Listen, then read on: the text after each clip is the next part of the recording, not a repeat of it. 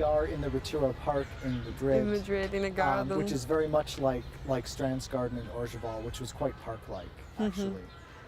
So it's wonderful. Strand always returned to nature. You see, yes. The earliest photograph in the exhibition is a Yes, beautiful photograph he made in Central Park in New York, or one of the parks in New York. He made many pictures in Central Park, and then of course his nature studies in the 20s in Maine were so important. And the Orgeval photographs are a return to that motif. Yeah, it's a circle. Yeah.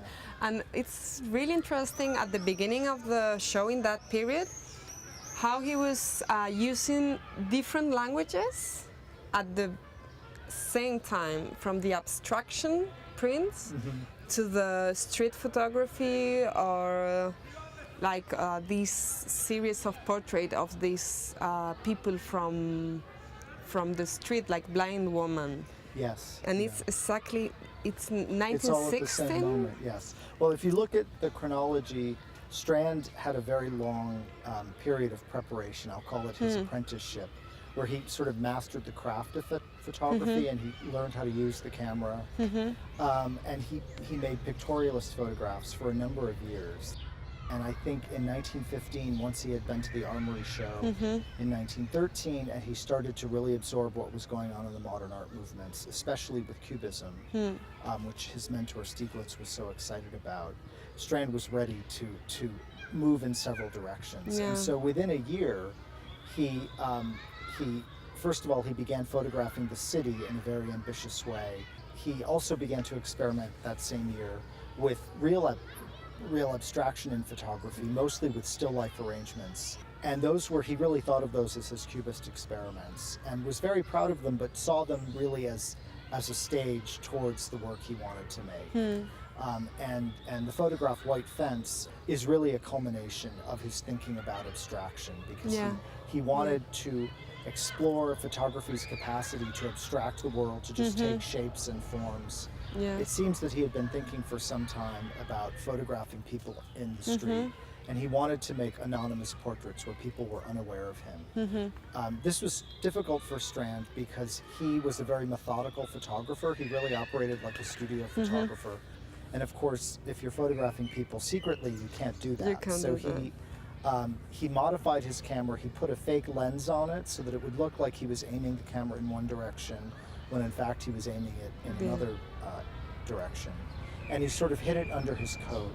And it's clear that he was outside of his comfort zone, because he only made about 12 of those portraits. But they are really the beginning of street photography in the 20th century. And Alfred Stieglitz published these in Camera Work the year that he made them, in 1916. And Walker Evans, years later, remembered seeing Blind Woman. And he said, you know, I thought, if that's photography, that's what I want to do. It was at the end of the 10s, in 1990, I think, that he acquired another camera that yes, was his view camera. One of the first series he made are his portraits of Rebecca Salisbury, who he had fallen in love with and married in 1921. And I think what I love about them is that you see all the different aspects of this individual as he knew her. You see this demure young lady, you see this sort of these moments of passion or very intense closeness.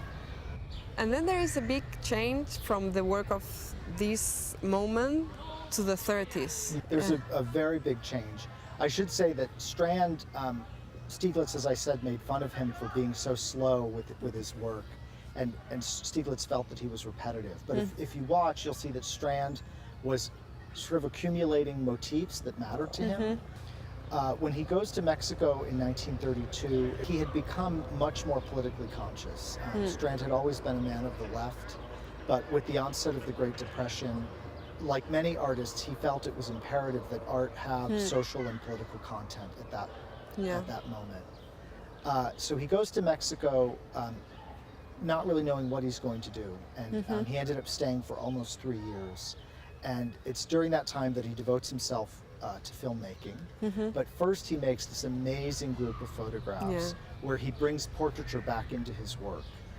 And he would go to a town square and set the camera up and then wait maybe for a half an hour until everybody around got used to him and stopped paying so much attention. And then he would open the camera and make these just amazing portraits. Yeah. And by the 1940s, after the war ended, first of all, he had his first retrospective at the Museum of Modern Art. And it's then that he decided that what he had done in Mexico actually would work in the future, that he could spend a lot of time photographing a place, really getting to know it, and then make what he thought of as a portrait of a place. Yes. And that shaped the rest of his work for the second half of his career. He had always had the idea of photographing a single village. He had probably been thinking about this since the 1910s. And he became close to the Italian neorealist filmmakers, especially Cesare Zavattini, who was the screenwriter for Bicycle Thief. And Zavattini ultimately suggested his own hometown of Luzzara, which is this wonderful little town on the Po River. Strand wrote to Nancy Newhall that it was, basically said it was no place special. And that was precisely what he wanted, he didn't want monuments or big Roman ruins. He wanted just a town where people were living their lives today in the 1950s. And it's very much a work of art about the present, and the present being post-war Italy, when of course they had just gone through this horrible war.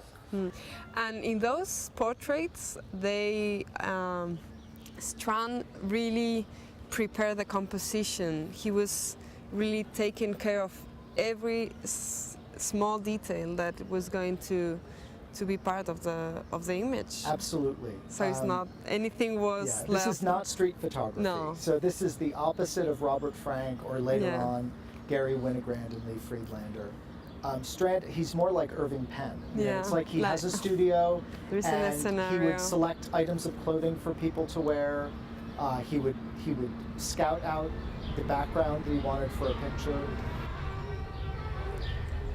One of his last photo books was, he traveled very much to Africa, very much, but to Africa in that moment. Yes. And he was also looking for those countries that at that moment they were having a political change. Yes, and Strand had always hoped, since he moved to France, he hoped to do a project with a Soviet country.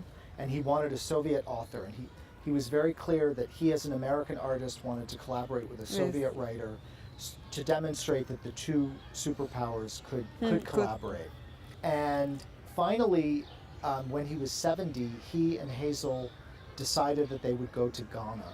And Strand was excited about Nkrumah's politics. Nkrumah was sort of kept distant both from the US and the Soviet Union, and wanted to find what he called an African way, and was very quickly modernizing the country. And this also, I think, Strand loved. And when I look at the Ghana pictures, I always think that Strand, it was as if he could be in New England in the 18th century, when a democracy was taking shape and forming. So he was really drawn to the crowds of people that were out in public spaces debating political issues. So there are a lot of group photographs, and it's really kind of lively work, which we don't usually think of with Strand. Yes.